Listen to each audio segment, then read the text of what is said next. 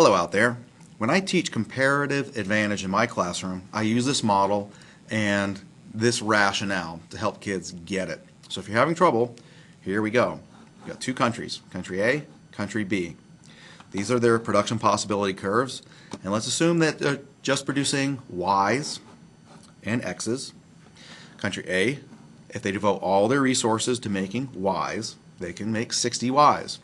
If they devote all the resources to making X, they can make 80 X. In country B, if they devote all their energy to making Y's, they can make 60. And if they devote all their resources to making X's, they could make 60 as well. Now, this X, this Y, they could be guns and butter, pizza and robots. It doesn't matter. It's only a model. But here's the kicker.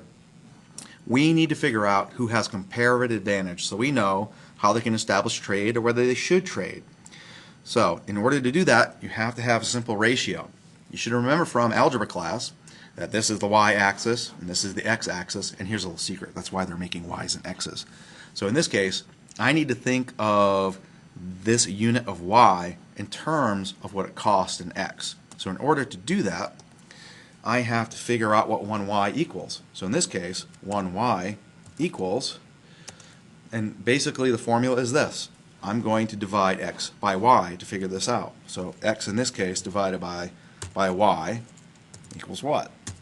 Well, 80 divided by 60 equals, you guessed it, it's 1.33, if I could only type, 1.33. So 1y equals, sorry about that, it disappeared there for a second, 1y equals 1.33x. Now, if I want to find out what 1x equals, 1x, well, in this case, I just reverse the formula. I'm going to take the y-axis, divide it by the x-axis. So y, in this case, divided by x equals what? Well, this is 60 divided by 80. And that equals, yes, mathletes, 0.75 y. Now, over here, it's a pretty simple ratio. I mean, it's 60 to 60. So I don't think we'll bore you with the formulatic equation here. In this case, you should recognize right off the bat that 1y equals 1x, and vice versa, 1x equals 1y. Well, what do you know about comparative advantage? It's whoever has the lowest opportunity cost. Well, in this case, notice the y's going across the board here. For country B, they only have to give up 1x to make 1y. Over here, country A has to give up 1.33x. So this means country B has comparative advantage in the production of y. On this scale, for x's, these 80x over here, this opportunity cost for country A is 0.75y, whereas in country B, it's 1y. In this case, country A has comparative advantage. So it is to their mutual advantage to trade here.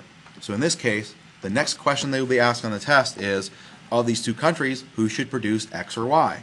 Well, quite simply, country B should produce the X, and they should trade for Y.